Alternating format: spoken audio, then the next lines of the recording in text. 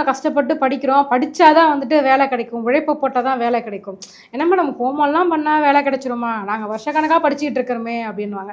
உண்மையிலேயே உங்ககிட்ட இந்த ஹோமத்தில் உட்காந்து எத்தனை பேர் என்னென்ன மாதிரி பொசிஷன் இருக்காங்க? அது ஒரு 2 வருஷத்துக்கு முன்னாடி 33 பசங்களை உட்கார வச்ச ஹோமத்தில், சரிங்களா, 23 பேருக்கு வாய்ப்பு கிடைச்சி எல்லாருமே அரசு வேலைக்கு போயிருக்காங்க.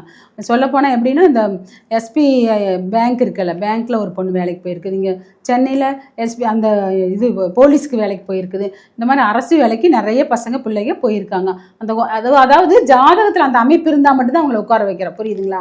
அப்போ உங்ககிட்ட ஹோமத்தில் வருதுன்னா ஜாதகம் பார்த்தா அதில் அமைப்பு, ஆமாம், ஜாதகம் பார்த்தா அவங்களுக்கு அமைப்பு இருக்குது அப்படிங்கிற. இப்போ முன்ன சொன்னேன் நான், அதே அமைப்பு தான். அந்த அமைப்பு இருந்தால் மட்டும்தான் அவங்கள உட்கார வச்சு ஜெயிக்க வைக்கிறோம். அமைப்பு இல்லைன்னா உங்களுக்கு அமைப்பு இல்லை, நீங்கள் வந்து வேஸ்ட் ஆஃப் நேரம், உங்களுக்கு வேஸ்ட் ஆஃப் பணம், நீங்கள் வந்து வேறு வேலையை பாருங்கள், இல்லை பார்த்துட்டு இருக்கிற வேலையை பாருங்கள், விட்டுறாதீங்க அப்படின்னு சொல்லுவோம் நாங்கள்.